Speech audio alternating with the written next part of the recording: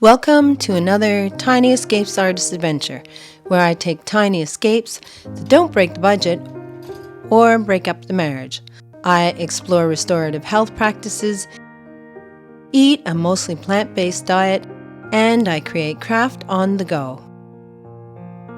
In this episode, I weigh up trusting both the character and skill of a man I only met yesterday against the promise of adrenaline-filled adventure. Now we're at the hard bit. Okay. We'll have a pretty good go at it. I'll stop before we crash. You'll stop before we crash. Right. Okay. I do lots of heavy lifting due to recent storms, and I only fall once. Oh, in the ruts. Whoop, whoop, whoop. Sorry about that. Not hurt. It's been a long time since I've been on a solo trip camping. I guess the last solo trip I went camping was before Canada. I did go on some trips in Canada, but I didn't do any solo camping because it was very cold.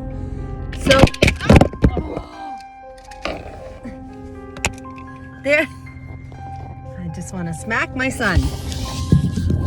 They took the thing that I used for filming, and now I gotta film in a crazy way. Oh no, Mom, sorry. I accidentally took it away. Yeah, I'll bring it back tomorrow, Mom. No, don't worry, Mom. Yeah, okay, thanks there, son. Anyhow, I'm off on an adventure. And stay tuned. You know how I love an adventure. I get to see if my rooftop tent has been destroyed. Anyhow, I'll keep you posted. And I'll be able to video better than I am right now. Thank you very much, my son. So see you on the other side.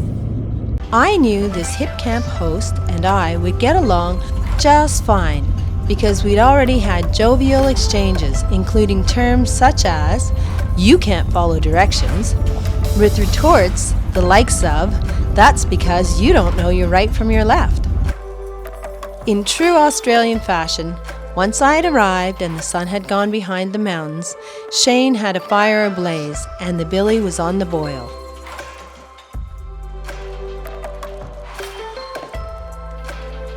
Shane's hip camp reviews described him as a great guy, interesting to chat with around the fire, super helpful, the hostess with the mostest, down to earth, friendly with a happy hour vibe, and always organizing activities and involving everyone. So as I ate my vegan snags and he ate Chinese, I wasn't surprised that night by his suggestion of a mountain ride so I could film the beautiful views and hear tales of the area. Last night was quite good in my tent.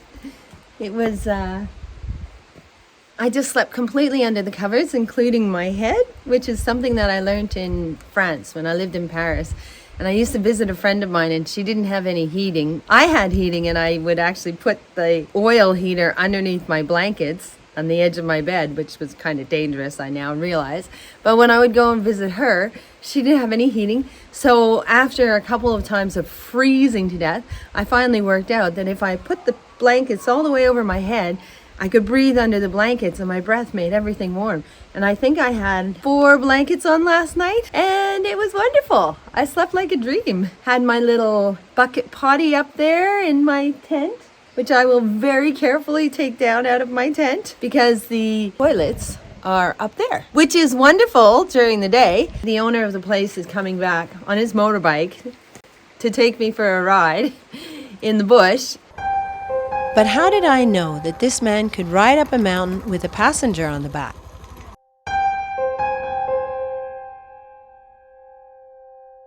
The minute I got on his bike, I could feel it was a workhorse and not a Daytona 200 contender. And as we rode off, I knew I was right. Speed wouldn't be our enemy. Rather, it would be inclines,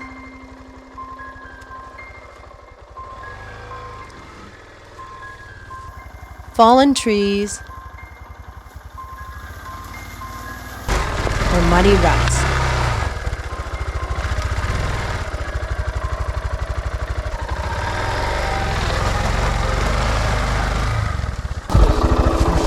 away.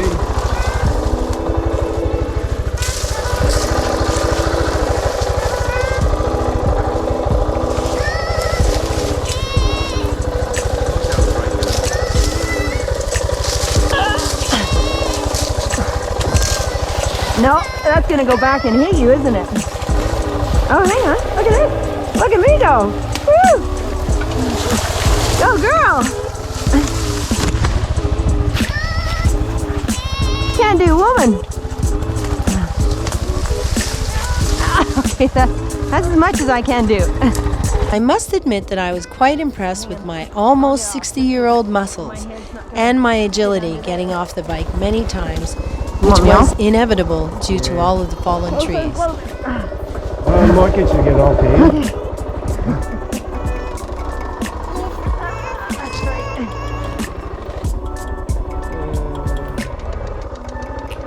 I'll get down to it. Will you step over onto the log? Yep.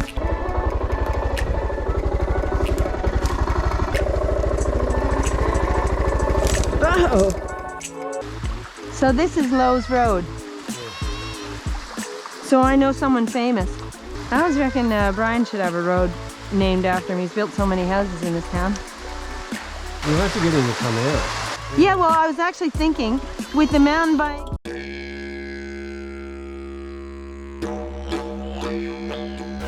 My friend, who was a Gumbaynggirr elder, I brought him up here. I told him the story about the baby wedgetail and that people had other names for it, and I didn't like the name, so he said, let's call it Gareel Gareel, which is the call of the wedgetail.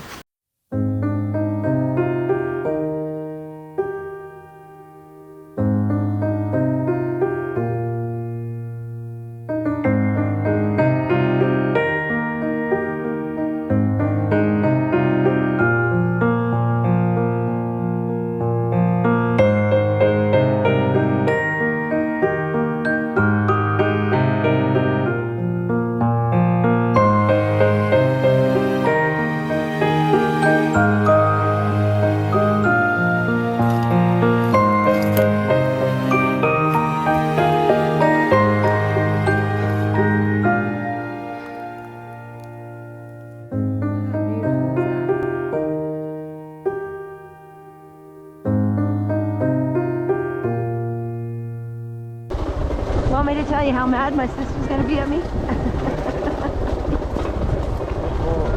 So you went to a hip camp. You were all by yourself. You talked to a man. He came back. You talked to him again. Then you got on the back of his bike and you went.